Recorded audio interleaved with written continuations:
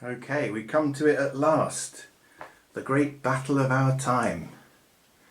The Airfix Waterloo set has finally been painted and finished, and I've got it all set up now for a tabletop war game using the black powder rules. But I just wanted to talk quickly about what led me to this point.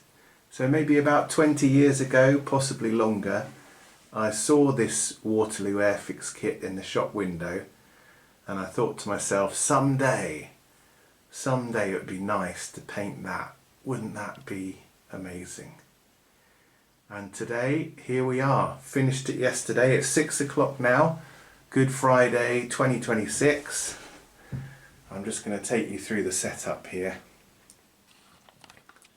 Lots of thoughts came into my head when I finished this project that I wanted to share with you, but really there's too many thoughts, so I'm just going to take you through the painting.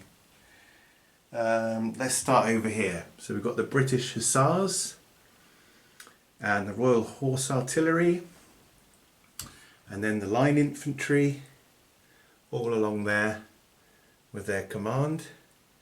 And working our way into the farmhouse here, we've got the Scots, the farmyard vehicles out the front, making a last desperate dash to get away before the battle. We've got the farmyard animals from Airfix, more Scots there in the garden, more Scots in the courtyard, and 95th Rifles chosen men. Now, it's not historically accurate how I've got this set up, but it's the best I can manage after watching an episode of Sharpe and having a brief look at this map.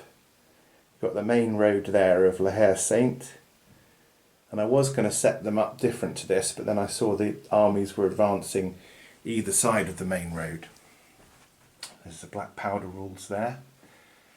And over on the French side, we've got the infantry here, some cannons, artillery, and then the cavalry hiding in the woods, some more cannon there. And in reserve we have the French Imperial Guard. They're going to turn up after the first wave.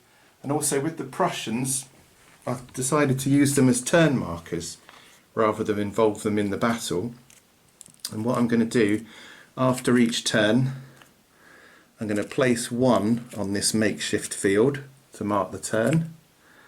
And when it amounts to 5 bases on the makeshift field, I'm going to then roll to see if they turn up, and if the Prussians do turn up, it's the end of the game, decidedly for Napoleon.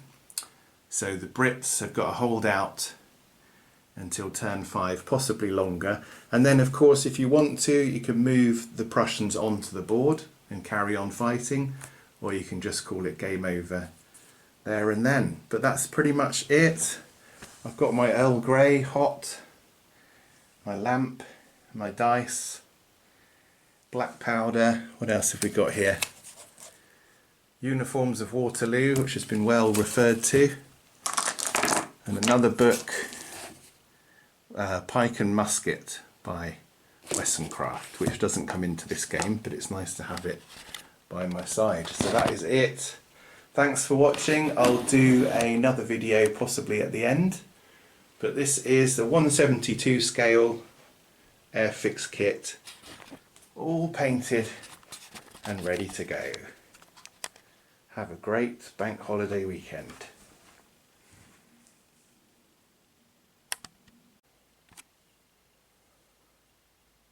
So, just finished turn 3, and it's all going on now. The French and the British have met at the farmhouse. Sharpe's on the roof. It's absolute chaos. It's moving really quickly with the black powder rules. I started at 6, it's now 7:45, and I've been controlling both sides, relearning the rules because I haven't played for about 10 years, but they're very easy to pick up, and yeah, absolutely loving it, having the time of my life.